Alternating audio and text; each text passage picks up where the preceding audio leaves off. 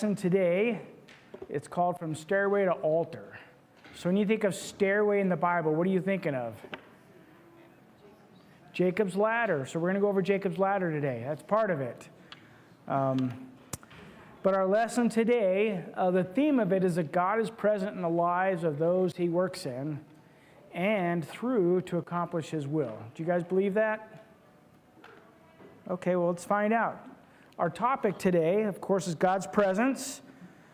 What we're going to hope to get out of our lesson today is that we'll consider how God's presence should impact our lives. And just a quick summary of the lesson before we go into it is Jacob, if you remember, left his home to escape Esau's revenge and to find a wife in Haran. Now, why did he leave? To escape his revenge, but why would Esau want to have revenge on Jacob? You guys remember last week?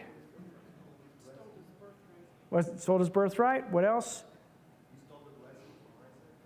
Yeah, he not only did he steal the birthright, although technically he was just unscrupulous how he did it, right? I mean, he paid for it through porridge, kind of unscrupulous, but then he stole the blessing, right? Now, did he really steal the blessing? Not really, because Esau had sold it. Esau shouldn't have expected the blessing. It was Jacob's to take, but they still were unscrupulous at how they did it. So along the way to Haran, the Lord promised to be with Jacob, to prosper him and return him to his home. Jacob, we're going to see that Jacob prospered in Haran despite deceptive treatment at the hands of his uncle, Laban. And after Jacob leaves his uncle's ranch to return home, he encounters the Lord. The Lord wrestled all night with Jacob and subdued him. And then Jacob encountered Esau, but instead of facing Esau's wrath, Jacob receives his favor. And we're going to see the two brothers reconciled. That's what we're going over today. Our outline, you'll see that. We'll put that back up on the board as we go. But my question is, how many of you have left your cell phone at home when you went out? How did you respond? What did you feel? It'll be there when you get back. Well, you have a much better attitude than I do about it. I don't know if you know it, but cell phone anxiety is apparently a real thing. At least according to Psychology Today. I don't know if that's pop psychology, if that's real stuff. But I know when I forget my phone at home, I tend to stress. What goes through my mind is, what if my car breaks down? Or what if somebody needs to get a hold of me? Right? Well, before cell phones, we got along just fine. I was just going to say that. Before cell phones, you got along just never thought those thoughts. Mom, where are you going to be when you be back? And you didn't have to. Right. No one had those thoughts before cell phones. So we become so heavily reliant on cell phones, not just because they can make calls, but because they can do so much more for us today. You know, I have to admit I like waiting rooms because I feel guilty sitting at home reading or being on my phone because it feels like there's something I should be doing. But if I'm in a waiting room, I've got nothing to do but be on my phone. Have you ever been in a waiting room and realized you forgot your phone? Then what do? Oh, man. Read a book. Read a book? Well, if your books are on your phone. So everything on mine is on my phone. So let's change it a little bit and consider this. How would you get along if suddenly you were permanently deprived of your cell phone? Would that be hard? It might be a relief for some, apparently. It'd be a whole new learning process for me, right? Oh, man, what am I going to do with my time now? I got to figure out something else to keep myself busy during down times. Now, with that in mind, how might you answer this question? If I didn't have God with me for a day, how would I feel? Do you feel the same anxiety?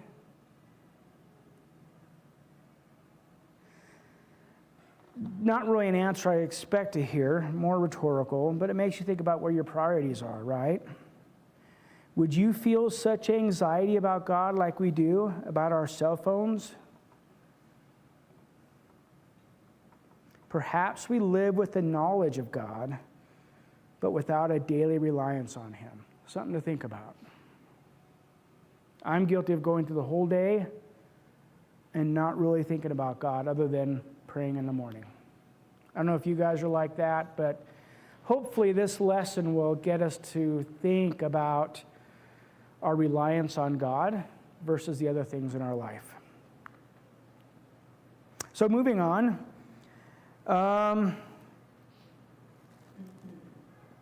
Jacob learned that God was with him all the time and that he could rest in God's grace.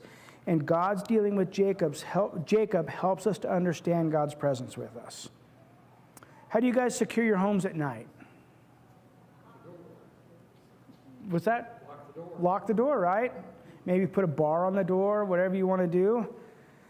So that's kind of how we do it. How many of you have felt the anxiety when you wake up in the morning and you go out and realize your garage door was open all night? Right? That's tough to deal with. So Jacob, like us, we feel the need for security. That's why we lock our homes. And as he left, fleeing to Haran, he faced a lot of fears and uncertainty. And God was patient with Jacob through all of this, teaching him to rest in his presence.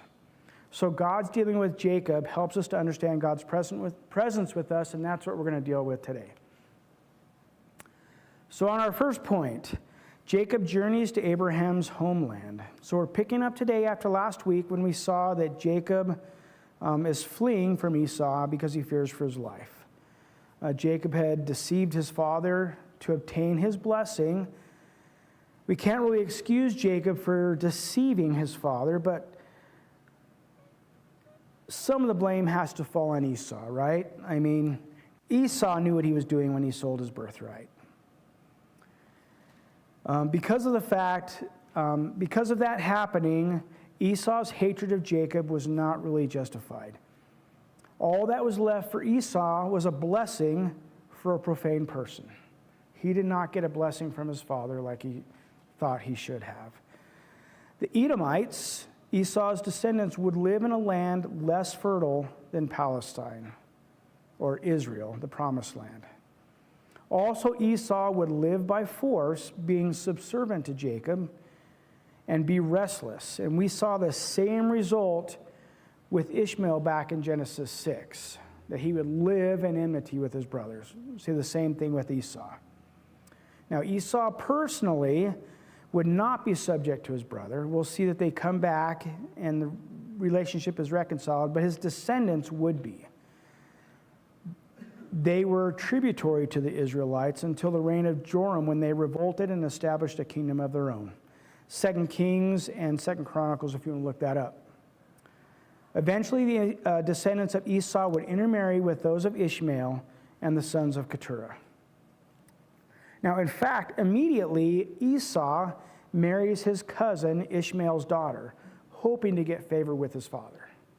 We see that happened.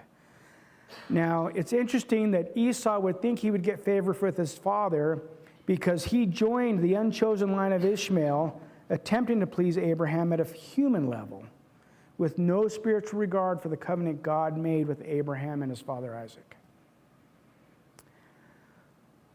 So Rebekah learned of Esau's threats, and she lost no time in urging Jacob to escape to Haran, where her brother Laban lived. Now, remember, what do we know about Laban? Not necessarily a great guy.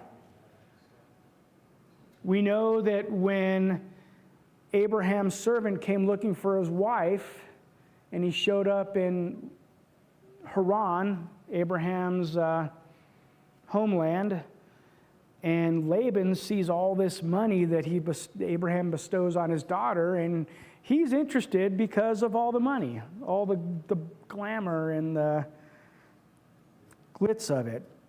So that's what we know about Laban. So he is escaping to go hang out with Laban. So you think good things are going to happen?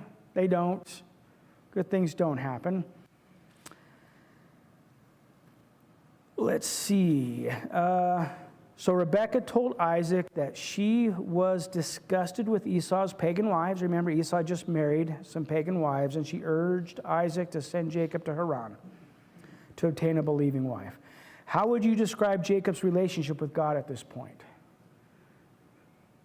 You know, when you think of Jacob, his name was changed to Israel, a man of God, but what was he before all of that? He was a conniver, wasn't he? He was a clever guy. He knew how to get what he wanted through, what, hook or crook? Is that what the way it goes, that the saying is? So he wasn't such a great guy. Anyhow, Isaac blessed Jacob and charged him to not take a wife of the daughters of Canaan, but to find a wife among the daughters of Laban in Padan Aram. So let's summarize this portion of the lives of Isaac, Rebekah, Jacob, and Esau, because I believe there are some lessons worth reviewing. Remember, all participants were at fault. Isaac attempted to thwart God's plan by blessing Esau. Isaac broke the oath he had made with Jacob. Rebekah and Jacob tried to achieve God's blessing by deception. Their victory would reap hatred and separation. Jacob alone did not destroy the family. Parental preference did. So in a sense, Rebekah and Jacob won because they got the blessing, though they gained nothing that God would not have given them anyway. But they lost a family in the process. The family life was destroyed, and they each had to bear lonely hours of separation, disillusionment, and regret. For Rebekah, in her part, she never got to see her favorite son again. And Jacob would have to face a life without a father, a mother, and a brother. So when this kind of stuff happens in your family, bad things happen. But in all of this, we're going to see that God would work through all of this conniving. Their activities only succeeded in doing what God's prophecy had predicted. The nice thing for us is God's program will triumph, often in spite of human activities. Right? That's a good thing for us to remember. No matter how bad we mess up God's plan, He's going to see it through to the end in our lives. It's good for us to remember. So in all of this, the mess the family created, that's what provides the backdrop for God's grand design of Jacob taking a wife from his relatives in the east.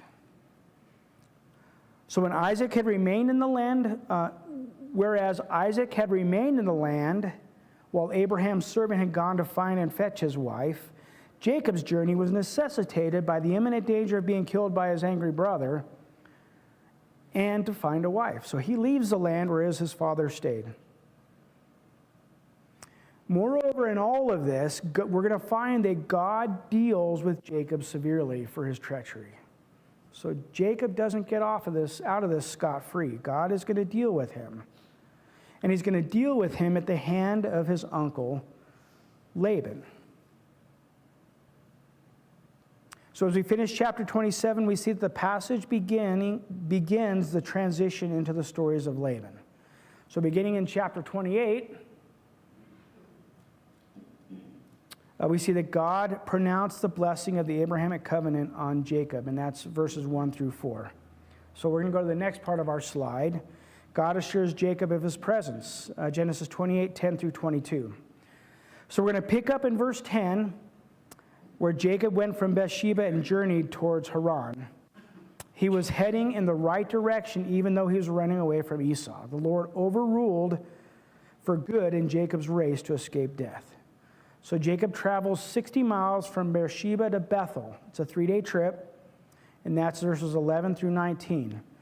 So if ever Jacob felt uncertain and insecure, he must have felt that way the first dark night away from home.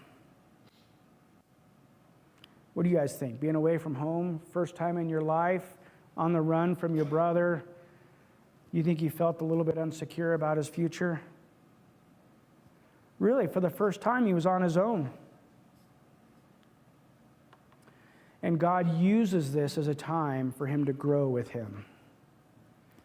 So we see in verse 12, after falling asleep, Jacob dreamed. And he saw a stairway on which angels were ascending and descending, and saw the Lord standing nearby. And that's verses 12 and 13 of chapter 28.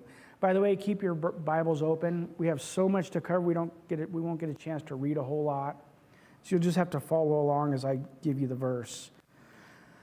So what do you think so it says the angels were God's messengers. And apparently they were going to and coming from God's bidding. To Jacob, they showed that God was busy and active, not distant and inactive. And while Jacob was gaining his father's blessing through lies and deception, Jacob had essentially viewed God as a bystander in his life. How about us? Do we sometimes view God as a bystander in our life? You know, like the intro with the phones. I don't feel the same anxiety when I don't think about God for a day that I do about my phone. So just keep that in mind. Maybe I'm the only one and you guys are up here judging me. I don't know. But keep that in mind. Until now, God was just a bystander in Jacob's life. The Lord spoke to Jacob, verses 12 to 15, calling himself the Lord God of Abraham and the God of Isaac, and he extends the unconditional promises to Jacob in those verses. So here's Jacob. He had just recently deceived Isaac. And the mentioning of Isaac's name had to be somewhat alarming to Jacob, right? Because God was the God of Jacob, of Isaac. And that was a name that God used. And then he extended the name Jacob to that. You think that might have been a little bit of a relief to Jacob? To know that, okay, God made the promises to Abraham, to my grandfather, and to my father. Because you know he heard them throughout his life. And now God is coming and saying, I'm going to extend those to you. So at least for Jacob, there's this sense that he was no longer someone out of sight and distance. And that he was standing right in front of Jacob. Can someone please read Genesis 28:15?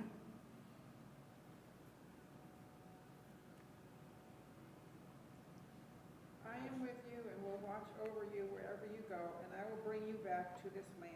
I will not leave you until I have done what I have promised you. Who's doing all the action in this verse? God. Jacob doesn't do anything. It reminds us when Abraham was asleep and God walked through the sacrifice. God did everything there. And we see that God is going to be doing all of this in Jacob's life, regardless of what Jacob does. It's all God's doing. So God makes a commitment to Jacob with a lifetime. It was a lifetime commitment.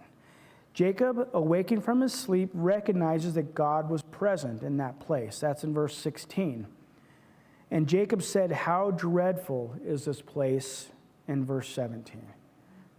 Do you think that's dreadful as a word? Do you think he used that word because he was afraid of this place, because he experienced God?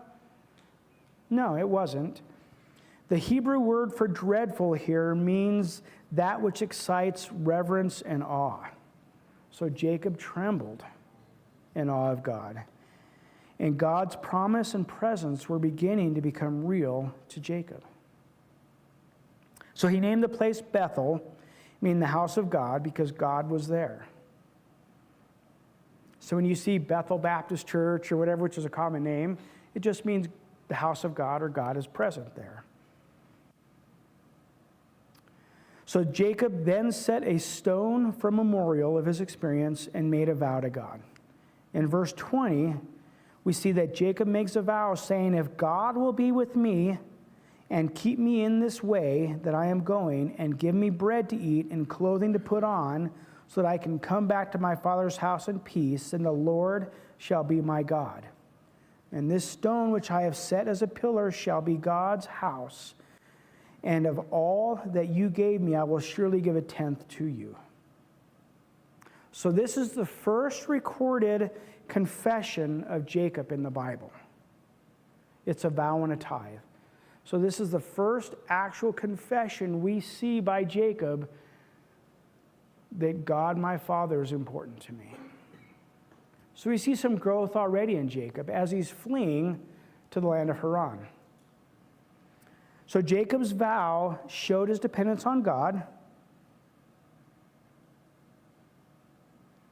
He wasn't bargaining with God. So in verse 21, some people, some of the commentaries commented on maybe Jacob was putting conditions on whether he would choose God. If you do this, if you do this, if you do this, I will follow you, basically. Most of the commentaries say Jacob's vow showed his dependence on God. Verse 21 is not meant to suggest that Jacob was putting conditions on whether he would choose God. He wasn't bargaining with God. Rather, Jacob was imploring God to be with him. And Jacob's recent antics with his father didn't make him a strong candidate for God's choosing, yet that's exactly what God did, right? And he did it with his father's life and with Abraham's. Abraham went down to Egypt, told everybody his wife was his sister. Isaac did the same thing. The nice thing for us is none of them were strong candidates for God's love, right? And by the same token, we're sinful, we fail God. Even after we choose to believe in faith what Christ did for us, we still choose, oftentimes intentionally, to disobey God. Doesn't make us strong candidates either, does it? And the nice thing about what happened with Isaac and Abraham, and the nice thing that happens with us, is it's only by faith. We didn't have to do anything else. It's not by merit. So keep that in mind. Chris, Yes? also in that verse 21 it says, so that I come again to my father's house in peace. Seek peace and pursue it. I'm sorry? Seek peace and pursue it. Yep. Go along with the pastor's. Goes along with the pastor's message today, doesn't it? See, that's perfect. So we see a lot of parallels in Jacob's life, although we might not have deceived our father. We see the same deceit in our hearts. And God didn't choose him because he was an upstanding candidate. Just like God doesn't choose us because we're upstanding candidates. Because he loves us. So let's move on to the next section of our outline. It says, God blesses Jacob with a family. So we start seeing in verse 1 of Genesis 29, it says, then Jacob went on his journey. Jacob arrived at a well outside of Haran. He saw shepherds who were unable to roll a stone from the well's mouth so that they could water the sheep. Jacob learned from them that Laban was in good health and that his daughter Rachel was approaching the well to water her sheep. So as an act of courtesy, Jacob rolls the stone away and waters Laban's flocks. With a kiss and a greeting of tears, Jacob told Rachel who he was. She immediately ran to tell her father the news. He was delighted to see Jacob and entertained him as a guest for a month. And that's 29 verses 1 through 14. Why do you think he was excited to see Jacob? Money, right? Abraham, Isaac, they had money. He was expecting the same thing from Jacob. Will someone please read Genesis 29:11?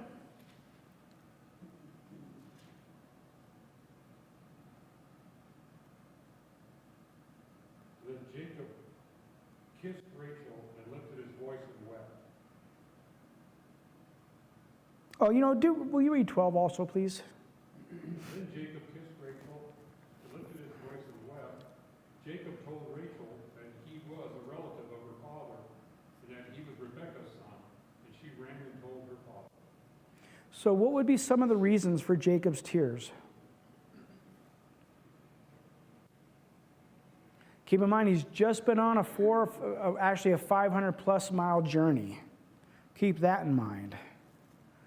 Why would Jacob have reason for tears? He was relieved he found his family. Right, he was relieved he found his family. Anything else? I think he recognized, in addition to that, I think he recognized that God had answered his prayers. First person he came into contact over there.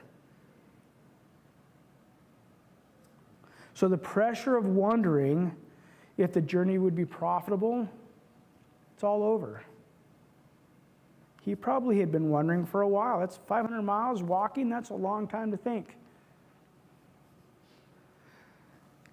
So Laban offered to hire Jacob. Knowing that Jacob would ask for Rachel in marriage, Laban allowed Jacob to set his own wages. So he meets Laban, lives in the house for a month. He starts falling in love with Rachel. And so Laban knows, I got the guy, right? He knows what Jacob's plans are. So knowing that Jacob would ask for her hand in marriage, Laban allowed Jacob to set his own wages. So now he comes to work for Laban. Jacob's plan was to work 7 years to obtain Rachel as his wife. 7 years? You think that's a long time? Sure seems like it, doesn't it? Well, the Bible tells us that because of Jacob's love for Rachel, the time just flew by. You see that in verse 20. Will someone read verse 20? So Jacob served 7 years for Rachel, and they seemed to him but a few days because of the love he had for her. He was smitten, wasn't he? He liked this girl. He loved this girl. Subsequent chapters will show us that Laban and his flocks also prospered in Jacob's presence. And we'll get to that. By the way, we can contrast that with the laziness of Laban's shepherds. They didn't want to roll a stone away, right? Jacob was generous, zealous, and industrious. And he had a mission. He was on a quest. And that burning goal implanted by previous experience drove him to succeed. So when the 7 years was up, what do you think happened? Do you guys know your story very well? What's that? He got tricked, right? So what do we know about Laban? Does that make sense? So Laban tricked him.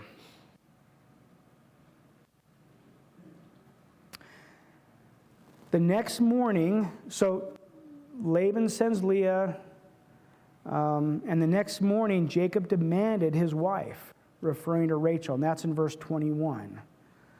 So he calls Rachel his wife. So the commentaries were saying that apparently Jacob was already married to Rachel because they were betrothed. So Rachel was betrothed to Jacob. In his eyes, that was his rightful wife, even though the marriage wasn't consummated. You think Jacob had a right to be angry? I think so. Now, think about it. It doesn't matter that Jacob was angry. Now he was the object of trickery, right? Perhaps he should now understand how Esau felt. Laban offered a technicality of local custom, the younger before the firstborn. Imagine how those weird words must have pierced Jacob. In earlier days, he, the younger, had deceptively pretended before Isaac that he was the older brother. The same thing is happening to him now, right? I think God is dealing with him here. Galatians 6:7, it says, "Do not be deceived, God is not mocked. For whatever a man sows, that he will also reap."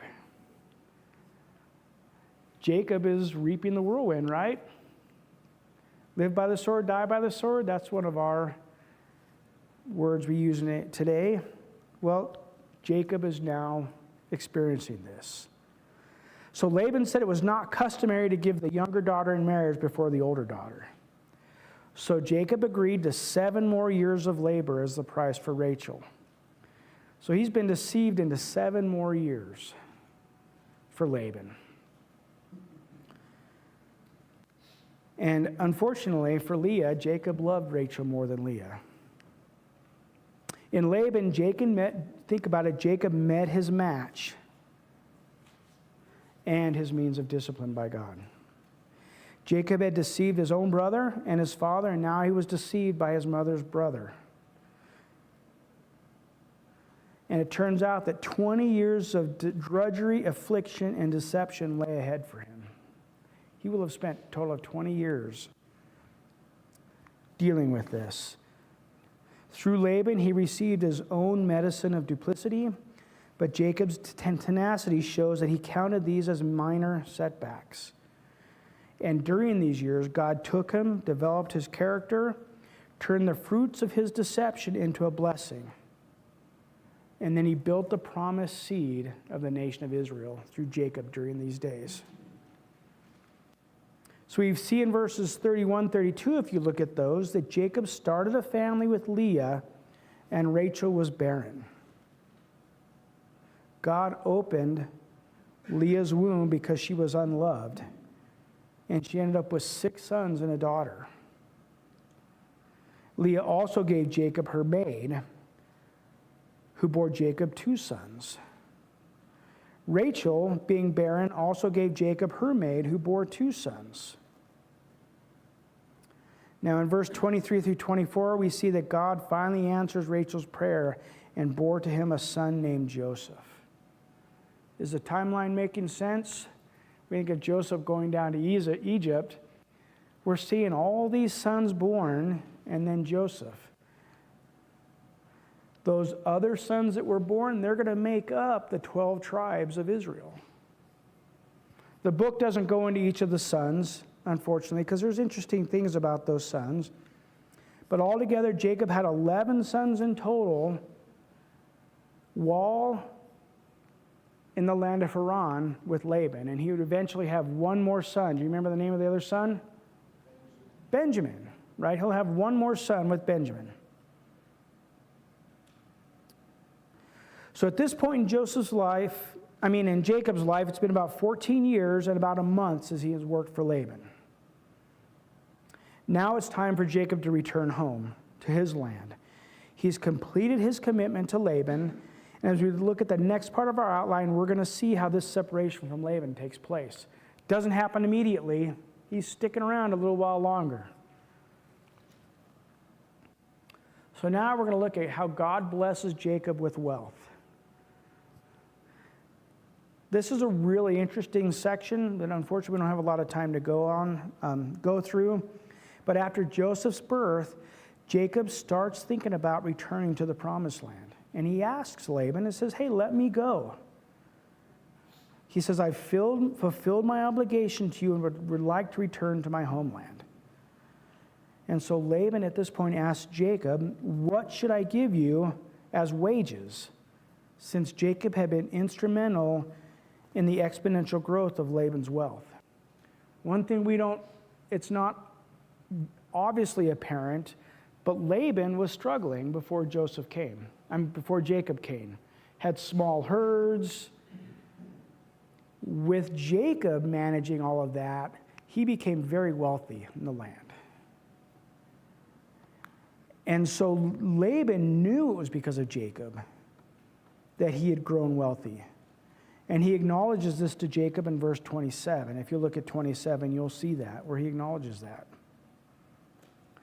Now, Joseph is going to suggest a clever and seemingly modest deal. Laban has asked him, what shall I give you for your wages? So Joseph is going to keep tending Laban's flocks, and as his wages, Jacob will take only the speckled, spotted, or dark-colored animals, sheep and goats, that are born in the future. So those are kind of the cast-off animals. You want the pretty ones.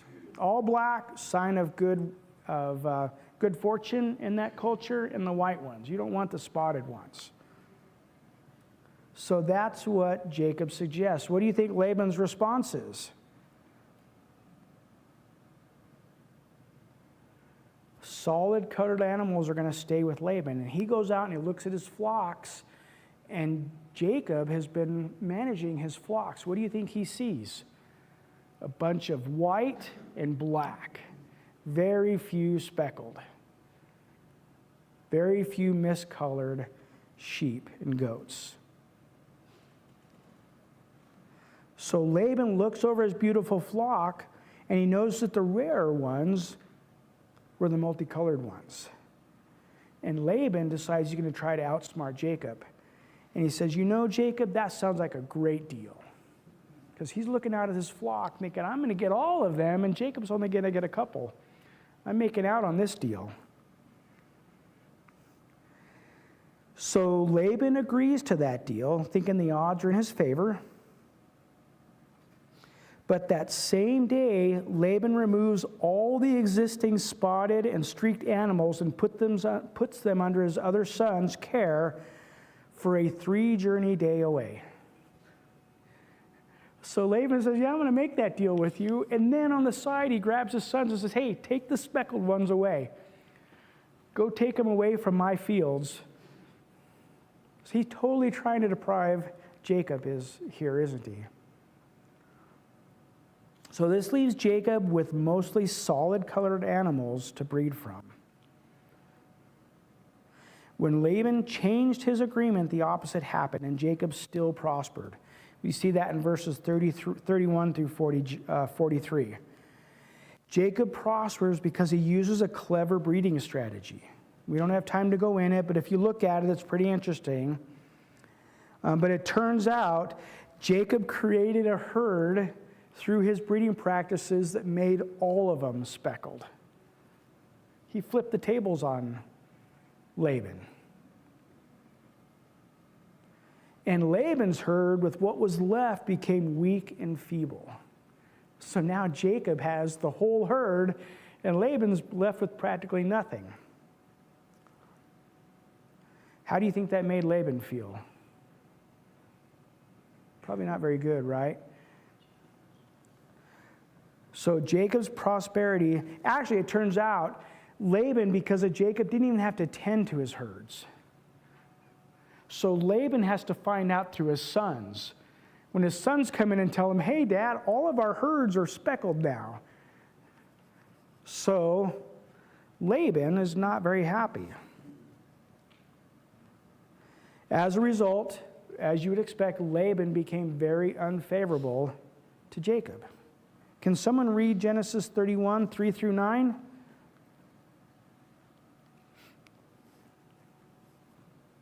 the Lord said unto Jacob, return unto the land of thy fathers and to thy kindred, and I will be with thee. And Jacob sent and called Rachel and Leah to the field unto his flock, and said to them, I see your father's countenance, that it is not toward me as before, but the God of my father has been with me. And you know that with all my power I have served your father. And your father has deceived me and changed my wages 10 times, but God suffered him not to hurt me. If he said thus, the speckled shall be thy wages, then all the cattle bear speckled.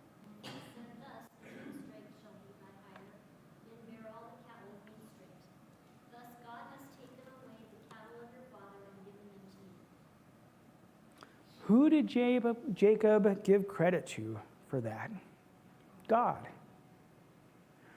So at this point in Jacob's life, we see that God has become real to him, right? That's what we want to learn from this experience. We see that Jacob was greatly prospered in fulfillment of God's promise at Bethel, and at the expense of Laban, who now received in part what was due him. So Laban tricked and deceived Jacob, and in turn, he got tricked and deceived in return. Right? So that's what was due him. So the struggle had developed between Jacob and Laban. He exploited Jacob's labor. He deceived Jacob on the wedding night by substituting Leah for Rachel. He repeatedly changed the terms of Jacob's wages up to 10 times. We find that in Genesis 31:7. So Laban had deceived Jacob constantly. And Jacob returned the favor to Laban with his own clever breeding strategy, resulting in Jacob's exceeding prosperity at Laban's expense, with an agreement Laban intended to take advantage of Jacob with, which backfired and blessed Jacob. So the recurring theme here is deception begets deception, right? That's what's happening here. In the case of Laban and Jacob, Jacob is not the initiator of the deceit in these cases, but is someone reacting to being wrong. So we want to look at this not as Jacob being the deceiver. He's reacting to being deceived this whole time. So now Laban is angry with Jacob, which brings us to the next point in our outline. Jacob journeys back to the promised land. God protects Jacob from Laban. We're going to see that in 31:11 through 55. It says, then God appeared in a dream in Jacob to a dream, calling himself the God of Bethel, referring back to that event at Bethel. And God reminded Jacob that Jacob had made a vow to him at Bethel. God had shown that he was with Jacob in Padan Aram. But it was time for Jacob to return to the promised land. And Rachel and Leah agreed. So Jacob set his wives and children on camels, packed up his goods, and left town with his flocks. So Rachel took Laban's... Oh, here's another interesting thing. So they're on the camel and they're beaten feet, going back to the promised land. Rachel took Laban's family idols without Jacob knowing. So Rachel stole Laban's household teraphim figurines of deities. The interesting thing is Laban's family, we look at him as thinking he's Abraham's kin. He does not have the same beliefs that Abraham did, and neither does Rachel. She grew up in her father's home. So she took his idols. So it shows the pagan influence in Laban's family. But there's something interesting about those idols that she took out. It turns out so there was a archaeologist had done some studies, some cultural studies of Haran, Hararian studies, I guess they called it. And I don't have his name. I probably should have put it on here. But it turns out those little deities, those little figurines, they were essential ownership for a birthright and for the ownership of land. A father would pass those little deities to the son and the land as a birthright, and the land was associated with those little idols. So the fact that she took those idols, what she was doing in Laban's eyes is she took my idols, she's going to abscond with them, she could come back in 20 years and take ownership of my land. That's what's really happening here, is she took those idols so that it could be a possibility that she could lay claim to that land in the future. So they have spiritual importance, but they were legally very important. That was just the culture. So 3 days later, Laban discovers that Jacob has left with his daughters and all of his flocks. So he had no idea that Jacob had left. But he goes and he takes the idols. Laban finds out, and in verses 14 to 22, we find that he sets off to track down Jacob and his idols. He's concerned about those idols. Not necessarily the daughters or the flocks. He's concerned about those idols. And according to the commentaries, it was because he was concerned about Jacob showing up someday to lay claim to his land, because Rachel had taken those idols. He didn't know she took them, but they were gone with Jacob. So before Laban was able to confront Jacob, we see in verse 24 of chapter 31, God appears to Laban in a dream and told him not to threaten Jacob. Laban heeds his warning. Can someone read Genesis 31, 29 through 30?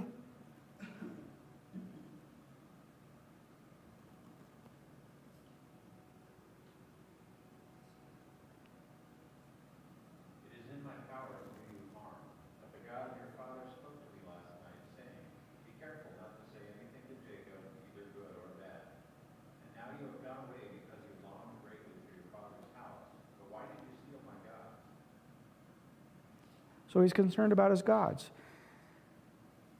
So compare Laban's gods to Jacob's gods. What do you think about the gods there? We know that Jacob's God is real. Laban's God is not. So Jacob responds and tells Laban, you can search the tents for them and kill the person who took them. Do you think he realized that Rachel, the one he loved, had them? No, he didn't realize that, but he tells Laban that.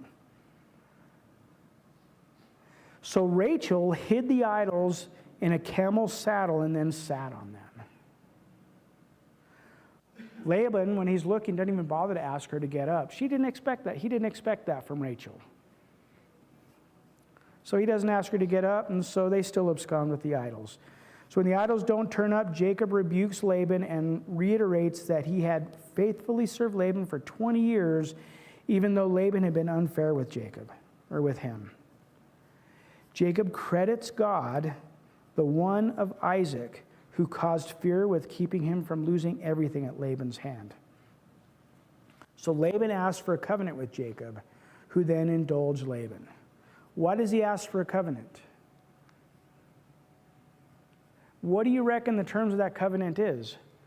Reading from a commentary, it turns out that covenant was probably a land covenant. So his idols are gone. He's convinced Jacob has them. So let's make a covenant that you won't come back to my land to try to take it. That's what commentators say. So he's still concerned about his land and his property. And we find, of course, that Jacob humors him and indulges him and goes ahead and makes a covenant. Because we know that Jacob is not going to come back. He has no intention of going back. So it's easy to indulge somebody in a covenant when you have no intention of ever having to breach it. So after the covenant, Jacob offers a sacrifice and calls his kinmen to eat together. So Jacob probably had his vow to God in mind as he shared the meal with his kinsmen. And God had been with Jacob and had richly provided for him while he was out of the promised land. So moving on to our next point, we're trying to get through this quickly. We're dealing with chapter 32. It says, in the far distance, so they're still a ways from home, but what do you think Jacob is feeling as he's heading home? He's going back to the promised land. Do you think Jacob is a little bit unsure? God has shown himself clearly through those 20 years in the land of Haran. But now he's going back, and he's concerned about his brother Esau, right? You think you'd be concerned? I mean, when you left, he was threatening to kill you, wanting to kill you. So he's concerned about that. And for this reason, in verse 1, we see that God's angels met Jacob. And seeing them, Jacob exclaimed, "This is God's camp." Now, some translations read army or host in verse 2. So Jacob named the place Mahanaim, meaning the two camps or two hosts. So probably a reference to Jacob's camp and God's camp.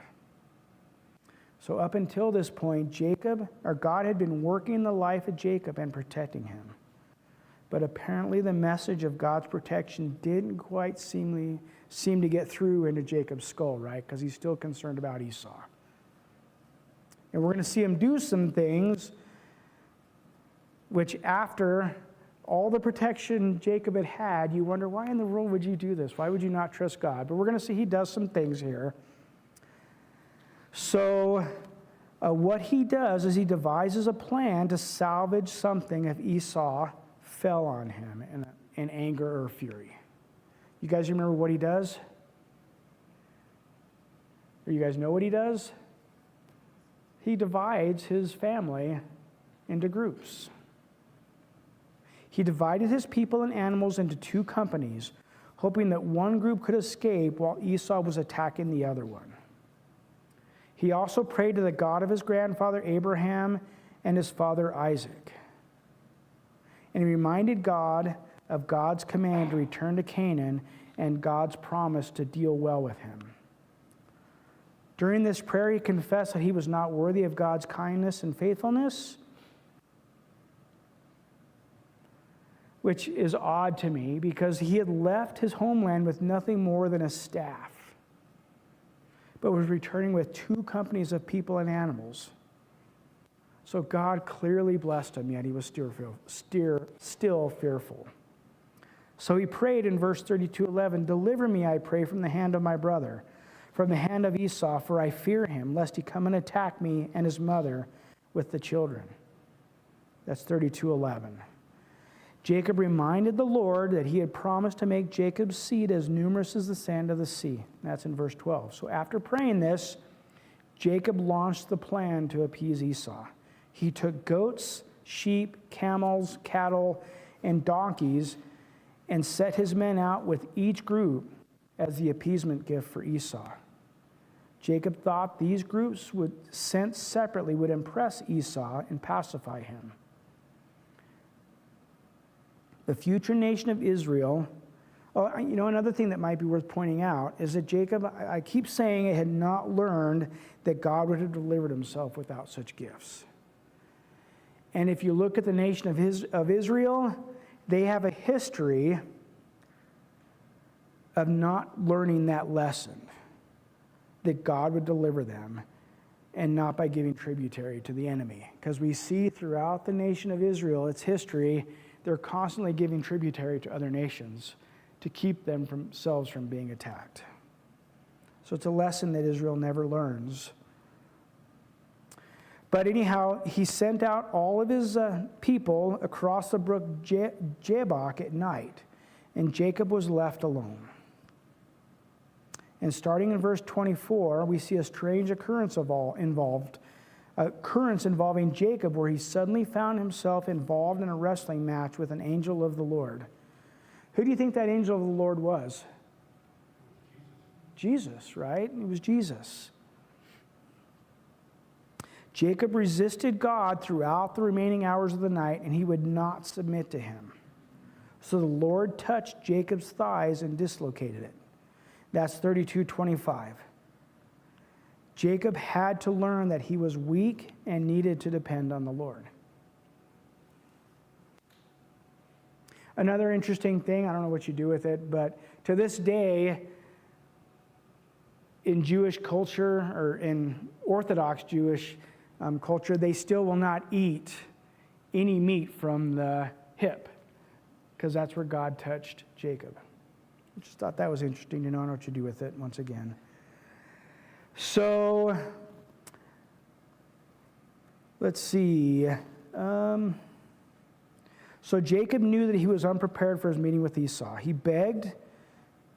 He says, "I will not let you go unless you bless me." That's during the fight. Then the angel of the Lord asked Jacob's name. Jacob admitted that he was Jacob, meaning supplanter, one who takes another's place, one who resorts to deceit and trickery. What's interesting, as soon as Jacob confesses his identity here, God changed his name to Israel. Israel, the word, can be translated as he who strives with God, or God strives, or he who preserves. So what is the message Jacob would have realized with his name change?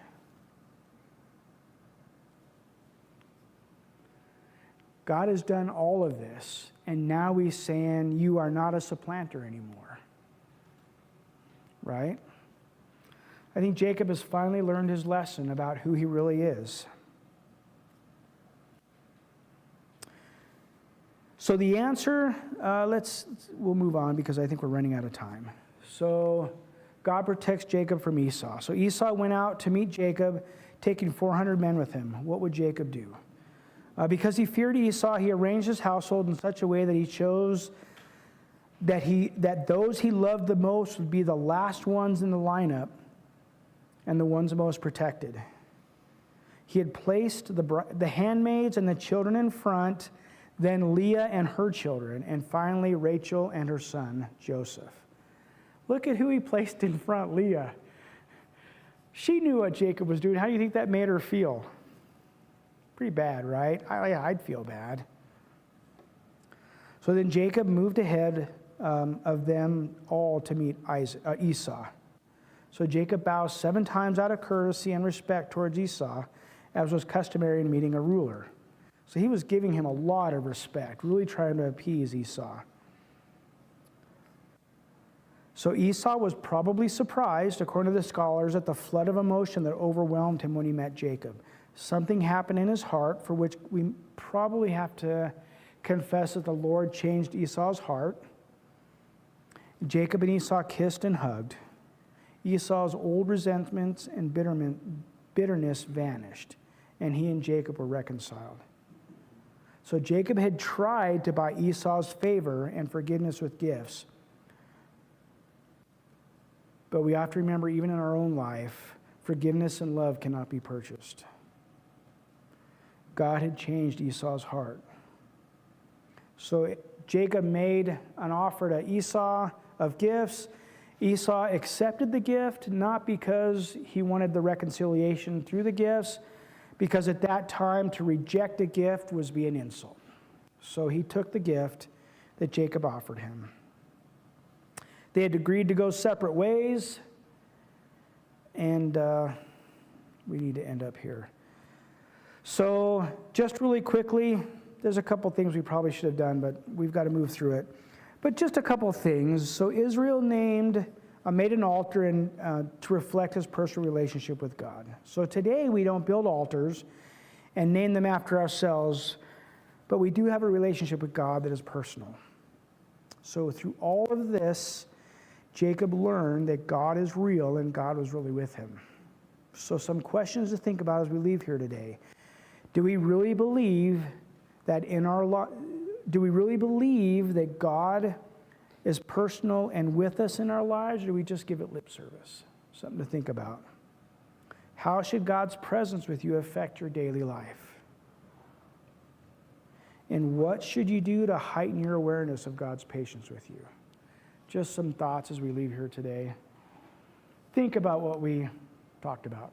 That's all I have. Anybody have any questions? No? Okay. Nate, do you mind closing us in prayer? Heavenly Father, thank you so much for the time for us together and raise your name together and praise you and learn together, study your word. Just pray, Lord, that we would take this time to fellowship together and start our week off with our Son, Jesus. Thanks, Nate. You all have a good week. We'll see you next week.